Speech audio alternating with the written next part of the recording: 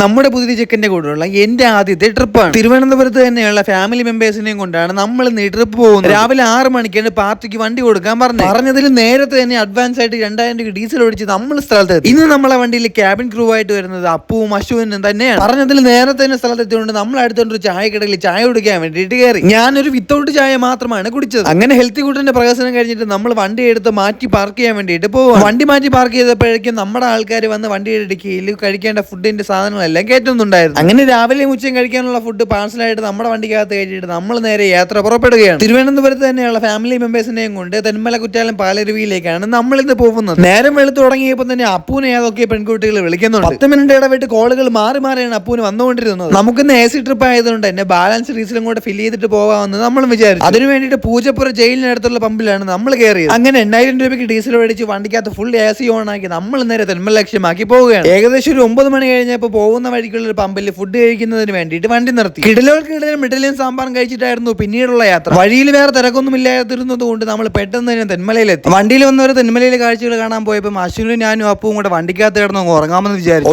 ഉറങ്ങി വന്നപ്പോഴാണ് വണ്ടിയുടെ വെളിയിൽ നിന്ന് നിങ്ങൾ അറിഞ്ഞായിരുന്നോടെ എന്നുള്ള വിളി കേട്ടോ. പുറത്തിറങ്ങി നോക്കിയപ്പോൾ ഡോൺലിയുടെ വണ്ടിയും കൊണ്ടുവന്ന ഉമ്പിടിതാ പുറത്ത് നിൽക്കുന്നു. പിന്നെ അങ്ങോട്ട് പഴയ ഓർമ്മകളൊക്കെ പുതുക്കുന്ന സമയമായിരുന്നു. അങ്ങനെ നമ്മൾ ഓർമ്മകൾ പുതുക്കി കൊണ്ടുവന്നപ്പോൾ നമ്മുടെ ആൾക്കാർ വന്ന് വണ്ടിയിൽ കയറി. പിന്നെ പതിവ് പോലെ AC ഓണാക്കി നമ്മുടെ വണ്ടി എടുത്ത് നമ്മൾ നേരെ കുറ്റാലം ലക്ഷ്യമാക്കി പോകാൻ പോവുകയാണ്. അശ്വിന് ഹോട്ട് സീറ്റ് ഇരുന്ന് വളയം കറക്കി ഒന്ന് ഫ്ലോ ആയി വന്നപ്പോഴാണ് നമ്മുടെ തമിഴ് ചേട്ടന്മാർ വന്ന് കുറുക്ക് വെച്ചത്. വലിയ വണ്ടികൾ എപ്പോഴും ഈ റോഡിലൂടെ പാസ് ആയി പോകുമെങ്കിലും റോഡിന്റെ സൈഡിൽ ബൈക്കും കാറും ഒതുക്കി വയ്ക്കുന്നത് പതിവുള്ള കാര്യമാണ്. അതുകൊണ്ട് തന്നെ ഈ റോഡിൽ എപ്പം ബ്ലോക്ക് ആവുമോ എപ്പോൾ തിരക്കാവുമോ എന്നൊന്നും പറയാനും പറ്റില്ല. അങ്ങനെ ബ്ലോക്ക് പ്രതീക്ഷിച്ച് നമ്മൾ വണ്ടിയോട് നേരെ കുറ്റാലം പാർക്കിംഗിൽ. അന്യ സംസ്ഥാനത്തെ ബസ്സുകളുടെ എണ്ണമായിരുന്നു ഇവിടുത്തെ പാർക്കിംഗിൽ കൂടുതൽ. നമ്മളെല്ലാവരും ഒന്ന് ഉറങ്ങിയിച്ചപ്പോൾ നമ്മുടെ ആൾക്കാരൊന്ന് വണ്ടിയിൽ കയറി നമ്മൾ നേരെ വണ്ടി എടുത്ത് ആര്യങ്കാവെത്തിപ്പോ വീണ്ടും പണി കിട്ടി. ഒരു 5 മണിക്കൂർ നീണ്ടു നിൽക്കുന്ന ബ്ലോക്കാണ് ഇവിടെ ഇപ്പൊ നടന്നുകൊണ്ടിരിക്കുന്നത്. ആര്യങ്കാവ് എസ് ബെൻഡിന്റെ അവിടെ ബ്ലോക്ക് ആവുന്നത് പതിവുള്ള കാര്യം. എസ് ബെൻഡിനെ പഴിച്ചുകൊണ്ടിരുന്നപ്പോഴാണ് ഒരു സംശയം, നമ്മൾ എസ് ബെൻഡ് കഴിഞ്ഞല്ലോ പിന്നെ എന്തിനാ ഈ ബ്ലോക്ക്. അങ്ങനെ മുമ്പോട്ട് നടന്നു പോയി നോക്കിയപ്പോഴാണ് തമിഴ്നാട്ടിലെ റോഡ് ട്രാൻസ്പോർട്ട് വണ്ടി കുറുകെ വെച്ചുകൊണ്ടിരിക്കുന്ന കാഴ്ച കണ്ടത്. പിന്നെ എല്ലാവരും കൂടെ ഈ വണ്ടി മാറ്റിയപ്പോഴാണ് ബ്ലോക്ക് മാറിയത്.